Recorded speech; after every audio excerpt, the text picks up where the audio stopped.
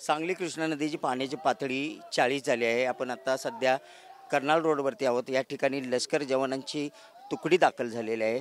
एकंदरीत पाहिलं तर सांगली कृष्णा नदीच्या पाण्याच्या पातळीत वाढ होत असल्यामुळे या ठिकाणी पाण्याची पातळी 40 झाल्यानंतर कोणतेही अनुचित प्रकार घडू नये यासाठी रात्री लष्कराची 100 जवानांची तुकडी आणि 10 अधिकाऱ्यांची तुकडी या ठिकाणी दाखल झालेली आहे। आपण पाहू शकता सध्या आपण कर्नाल रोडवरती आहोत।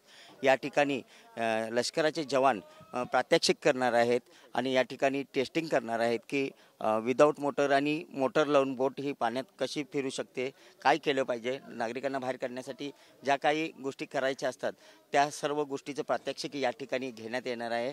आणि सध्या या ठिकाणी प्रात्यक्षिकाची तयारी या ठिकाणी करण्यात येत आहे। आपण पाहू शकता या ठिकाणी लष्कराचे जवान हे गाडीतून बोट बाहेर काढत आहेत आणि या ठिकाणी एक तुकडी आलेली आहे। त्याचबरोबर अनेक तुकडी मिरजेला सुद्धा आहे, ती कृष्णा नदीवरती आहेत। त्या ठिकाणी सुद्धा जवानांची एक तुकडी दाखल झालेली आहेत आणि त्या ठिकाणी सुद्धा अशाच पद्धतीचं प्रात्यक्षिक केलं जाणार आहे। पूर परिस्थिती उद्भवल्यास काय करावं लागणार आहे त्यासाठी हे प्रात्यक्षिक आहे। एकंदरीत पाहिलं तर इशारा पातळी 40 आहे आणि ही सांगली कृष्णा नदीने गाठलेली आहे, पण धोका पातळी ही 45 फुटावर आहे आणि ते अद्याप गाठलेले नाही। कोयना धरण असेल, चांदोली धरण असेल, या धरणातून पाण्याचा विसर्ग सतत सुरू असल्यामुळे आणि या ठिकाणी पाण्याची पातळी वाढत आहे।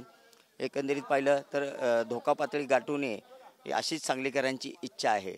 कॅमेरामन विकी सोबत मी शंकर देवकुळे, TV9 मराठी, सांगली।